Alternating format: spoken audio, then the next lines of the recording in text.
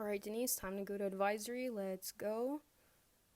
Oh, no, I'm gonna be late. No. More technical troubles for many Miami-Dade public school students. They're reporting problems logging on to the district's distance learning website. Digital divide. Days after two students were seen connecting to Wi-Fi outside a Salinas Taco Bell, it continues to spread online. She says the family was recently evicted from their home and needed help. As a student in distance learning, I can definitely say I've never experienced anything like it. As everyone else, I wasn't prepared for this drastic change in my education. Through this video, I will attempt to present my personal experience and the experience of other students in distance learning. My name is Denise Corrales, and I'm Watsonville High School's senior co-class president. I'm an adventurer, I'm an athlete, I'm a server of my community, but most of all, I'm a student trying to find her way through distance learning. Now let's take a look at distance learning. Though distance learning has a definition to it, I feel distance learning is much more complex than that.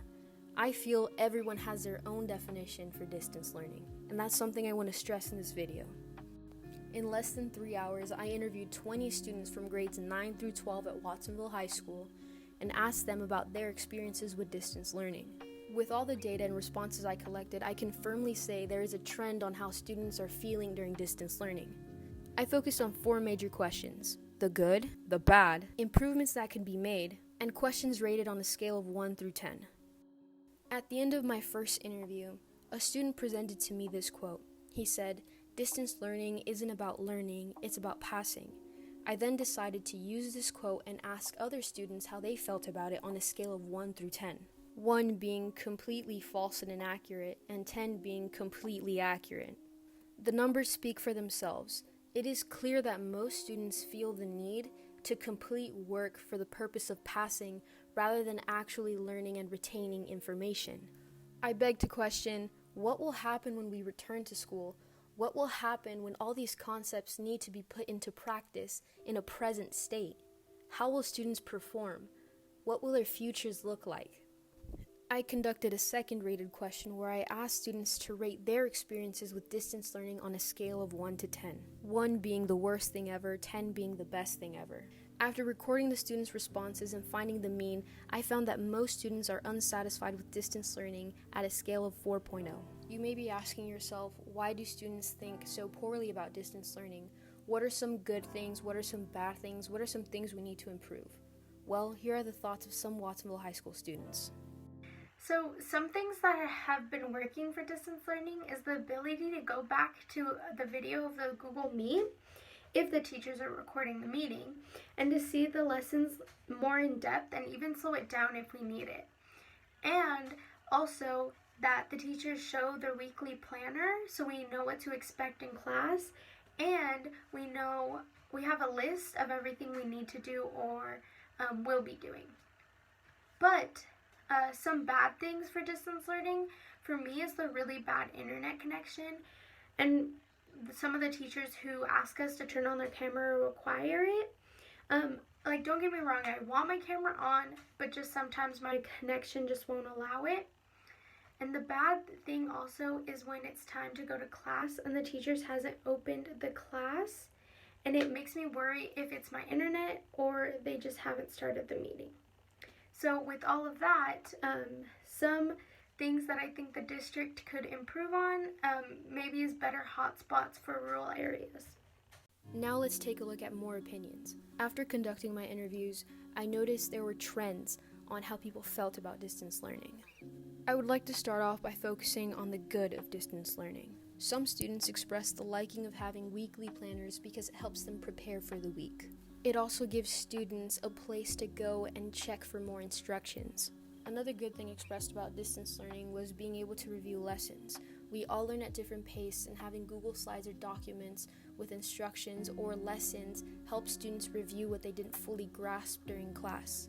Another thing students expressed as being a good thing was the modified schedule.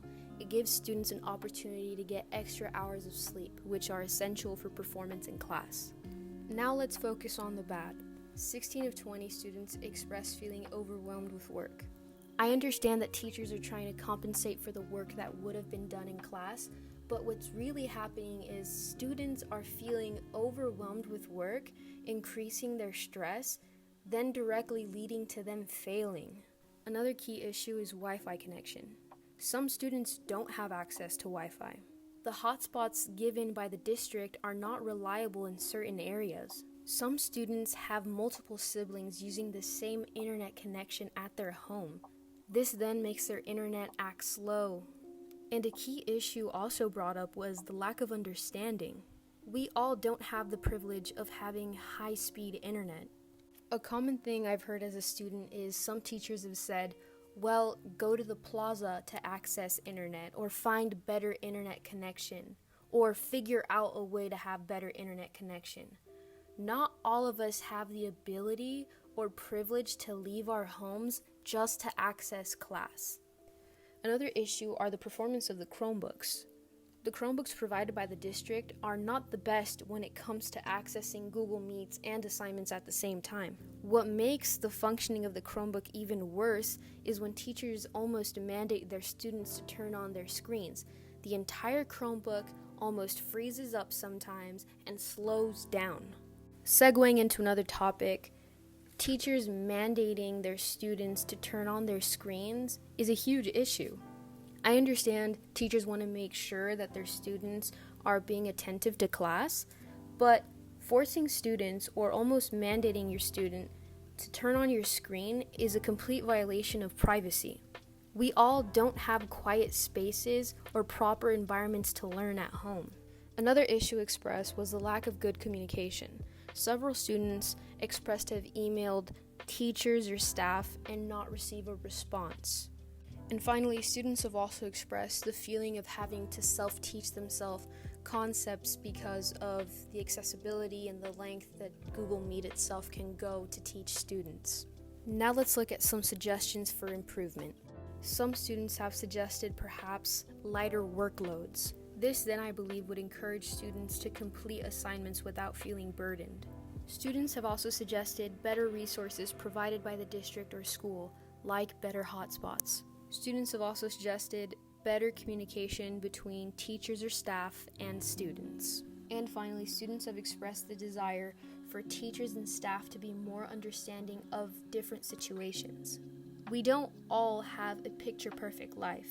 We all have our own struggles and things to worry about, especially during this time. We ask for staff and teachers to keep that more in mind. Not all of us have high-speed performing internet. Not all of us can turn on our screens.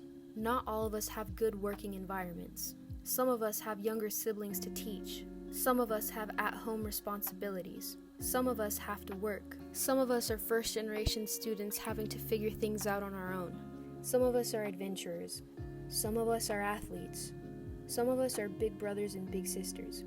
But what we all have in common is we're all students going through distance learning.